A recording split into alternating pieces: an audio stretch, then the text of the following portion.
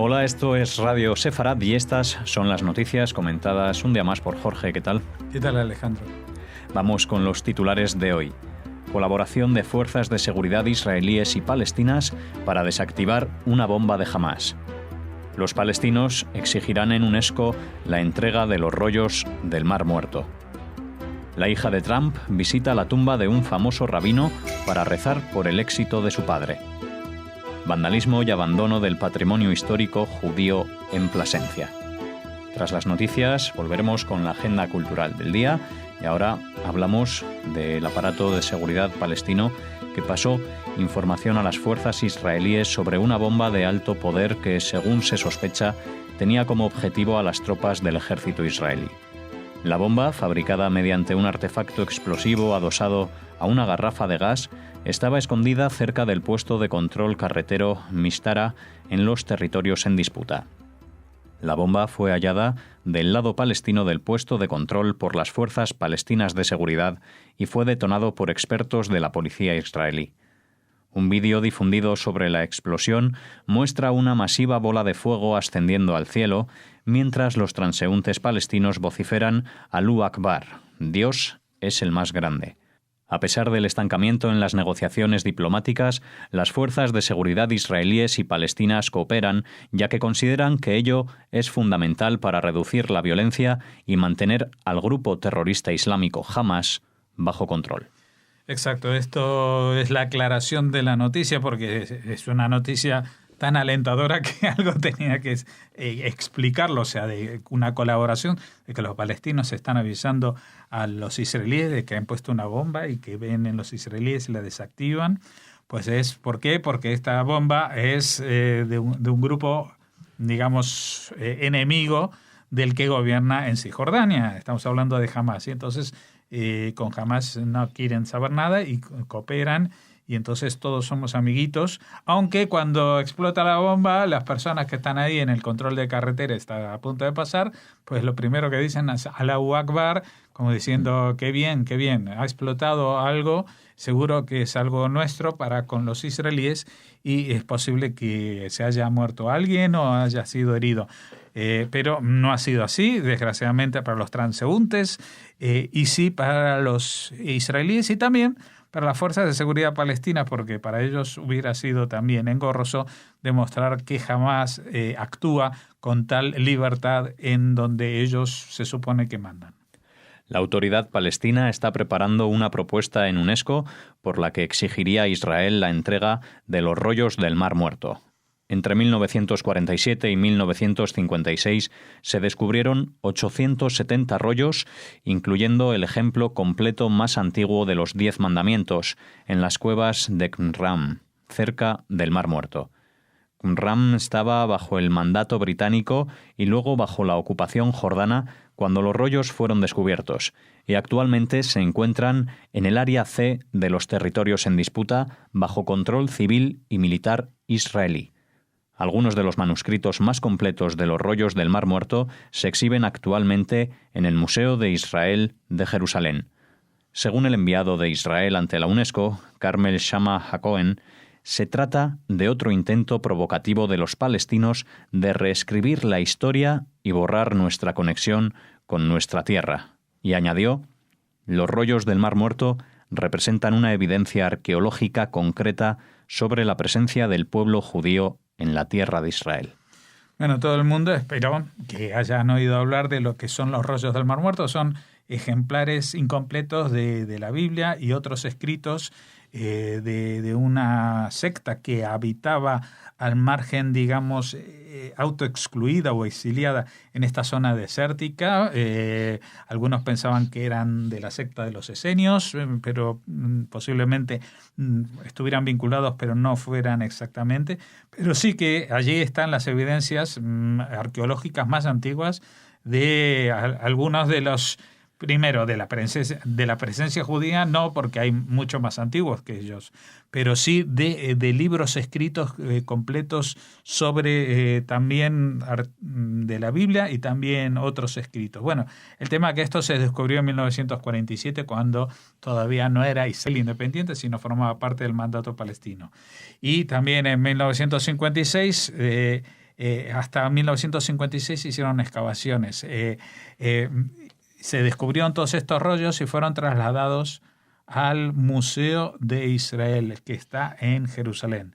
El Museo de Israel, que justamente ha sido diseñado arquitectónicamente, evocando con sus formas redondeadas como un libro de la Torá, de estos que se despliegan, que son rollos de la Torá, y de la misma manera que son rollos.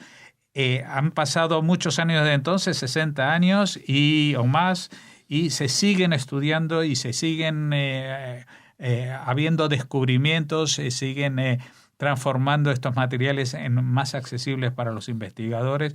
Por ejemplo, una de las últimas noticias que tuvimos era de un papiro que estaba quemado y enrollado y que, claro, no se podía abrir porque entonces se despedazaba.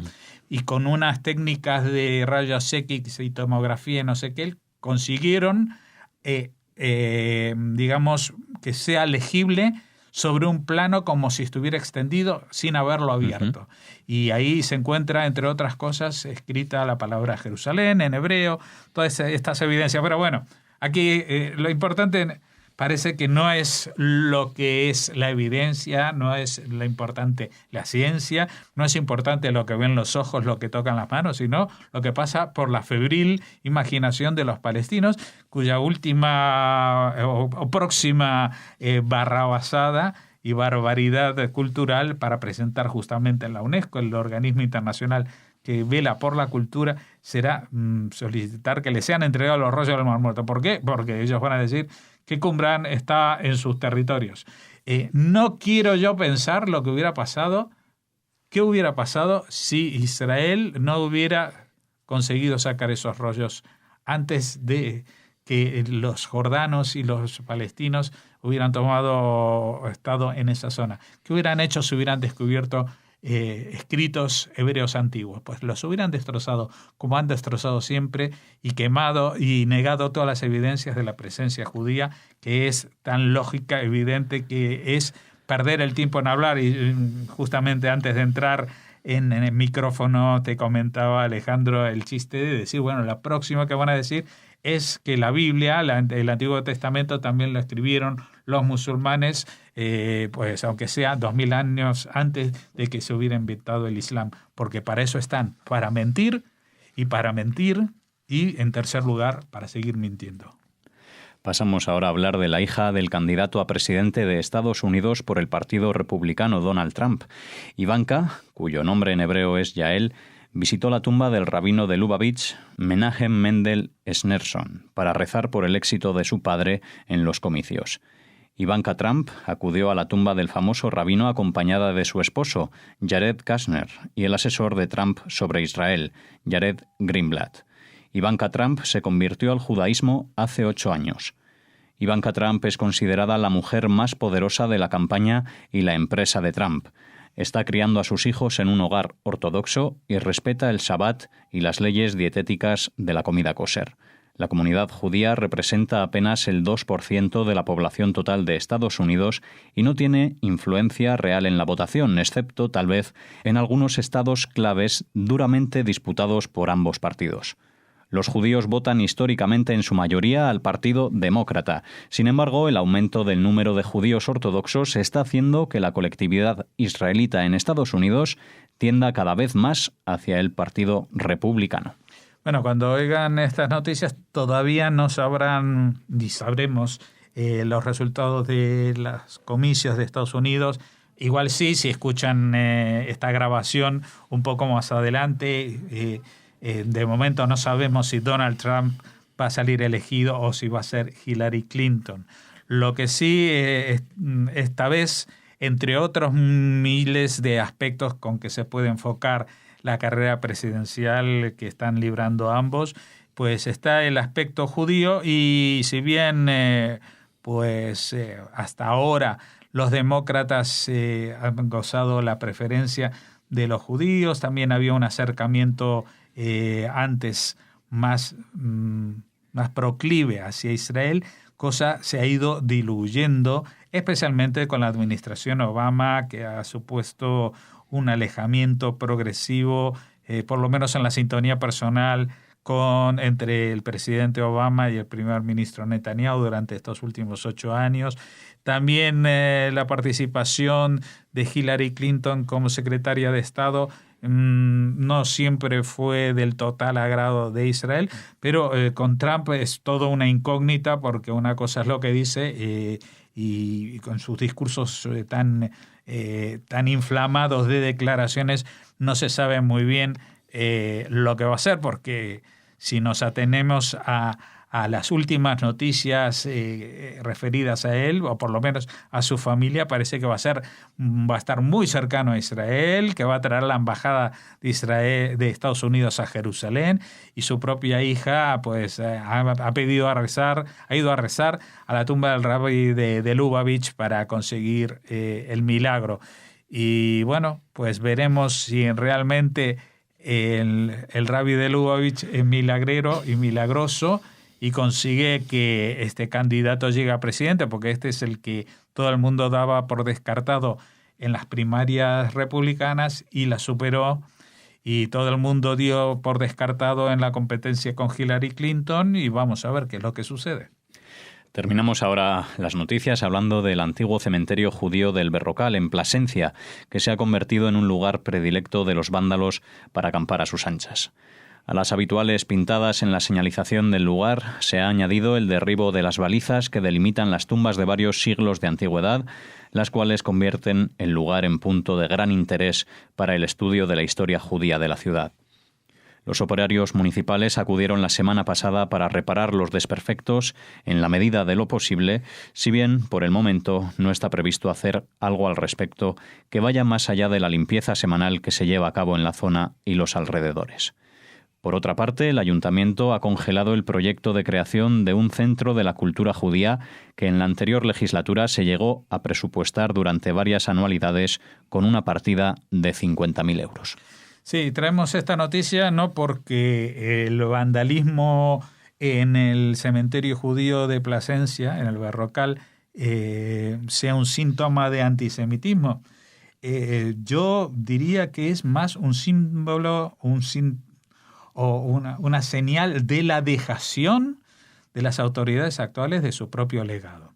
Porque si uno ve las fotos, incluso antes de los últimos actos de vandalismo de este cementerio, pues lo único que identifica que ahí hay un cementerio es como una placa metálica sobre un pie que ha sido vandalizada, pero que está en el medio de algo que, si no nos dicen que es un sitio arqueológico o de valor histórico, pues bien podría pasar por un sitio donde la gente tira prácticamente los desechos, ¿no?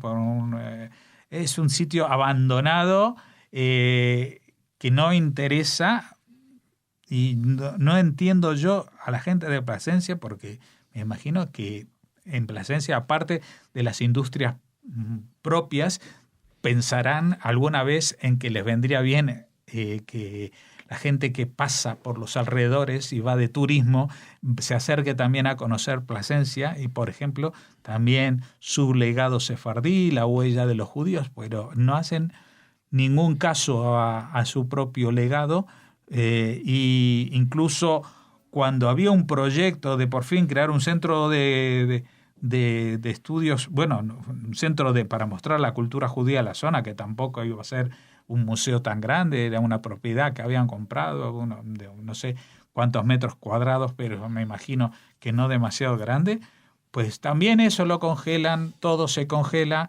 Me imagino que todos los ayuntamientos tienen problemas económicos, pero no destinan absolutamente, no enseñan ningún interés, no solamente por desarrollar este turismo posible, sino por conservar lo que ya tienen. Tienen un cementerio judío, pero que nadie sabe de su existencia, porque lo peor que podrían hacer es ir a visitar algo que parece realmente un erial abandonado, con cables retorcidos, y con que allí alguna vez se pusieron unas balizas. Pues otra vez no no estamos aquí para nada defendiendo, por supuesto, el vandalismo, pero si no se demuestra el más mínimo interés por una zona, pues es lógico también que la gente se acerque allí y trate a su propia historia y a sus propios tesoros históricos con tal dejadez y con tal desprendimiento que realmente da mucha pena que a estas alturas del siglo XXI y después de grandes declaraciones buscando, tratando de reivindicar el pasado sefardí. Plasencia incluso pertenece a la red de ciudades que pertenecen a la red de juderías de España y no entendemos que desde los consistorios no se haga más por salvaguardar lo que ya se tiene. Digo, aunque en este momento no están en condiciones de desarrollar nuevos proyectos, al menos tener un poco de respeto de las cosas que saben que tienen, porque una vez que desaparezcan, nadie va a poder volver a implantar allí un cementerio judío, ni nada que atraiga a la gente para saber qué es lo que hubo en Plasencia. Bien, pues terminamos aquí las noticias, ahora hacemos una pausa y regresamos con la agenda cultural.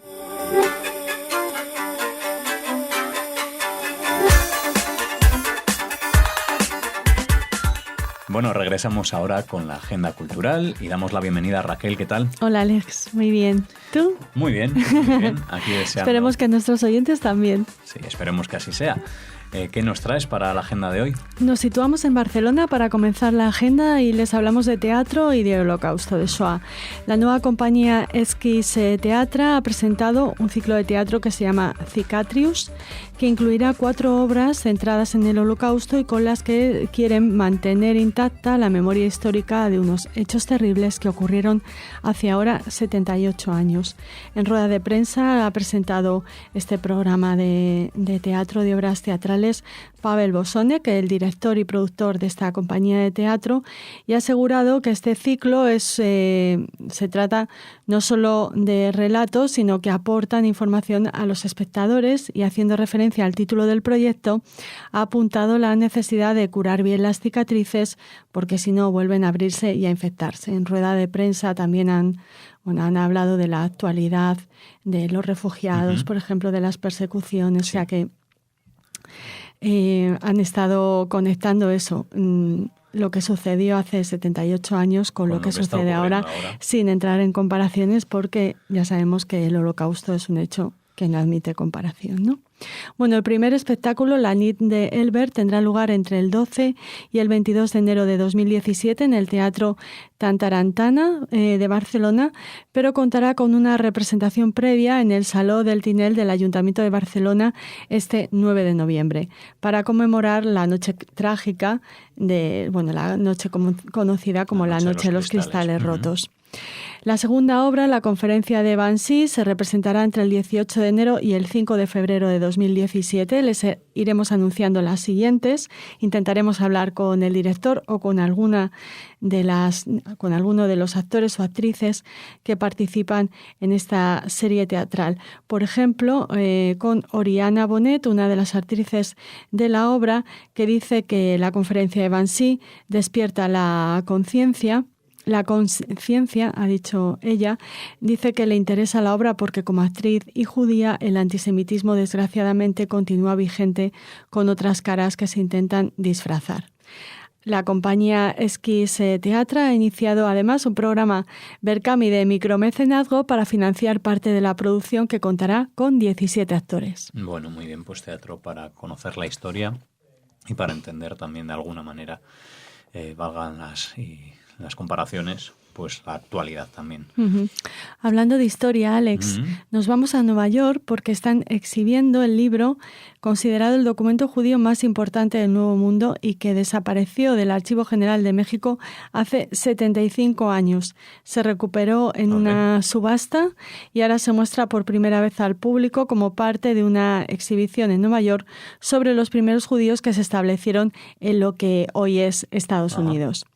Lo primero que se muestra al visitante de esta exposición, que se llama Los primeros judíos americanos, libertad y cultura en el Nuevo Mundo, en el Museo New York Historical Society, es este diminuto libro que cabe en las manos de un niño y que fue hallado este año en Nueva York en una subasta.